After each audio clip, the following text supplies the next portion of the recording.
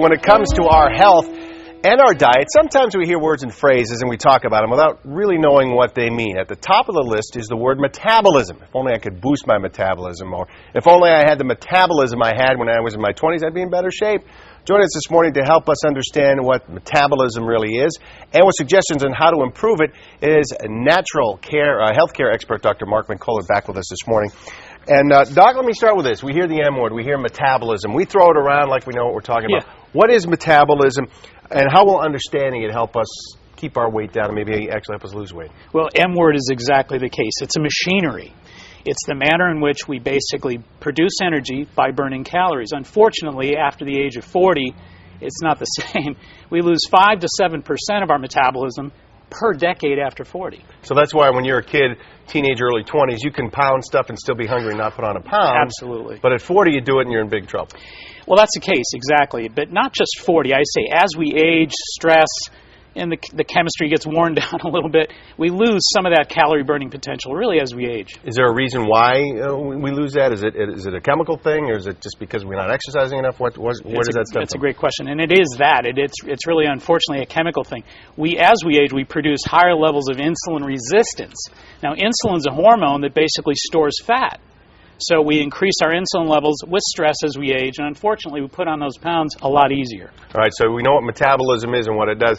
How do we get to the point we can kind of increase the metabolism so we can burn those calories again? Well, that is the key, and I think the key to that is really increasing our resting rate. In other words, most folks think when you're on the treadmill, that's when you burn all your calories. Sure. The real key is our resting metabolism genes. So we burn 60 to 70% of our total calories when we're sleeping, reading, relaxing at home. The way to do that is really important. We want to increase our exercise, of course. Weight-bearing and interval exercise is really important. Not that treadmills are bad. They're not going to really increase the resting metabolism. So when you say interval exercise, you talk about getting your heart rate up, bringing it down, up and down? Absolutely right. Up and down, up and down. And I think the other points here, too, we want to make sure that we restrict our calorie burning, our high concentrations of starches to increase our calorie burning potential. Potatoes, pasta, rice, bread, cereals.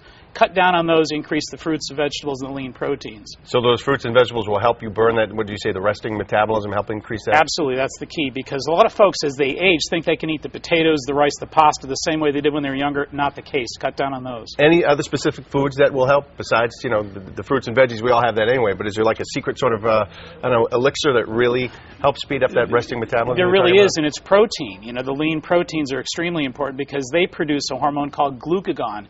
Glucagon really incinerates and burns those fats. So it's really important to get the starches down, the proteins, the fruits and vegetables up.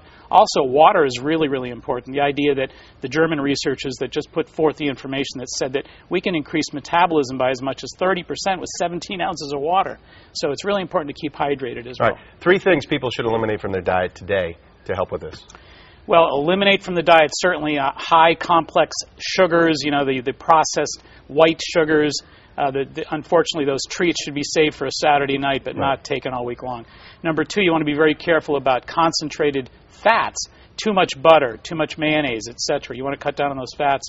And you also want to be really, really careful about just processed foods in general, because there's a lot of studies that suggest that additives really slow down metabolism as well.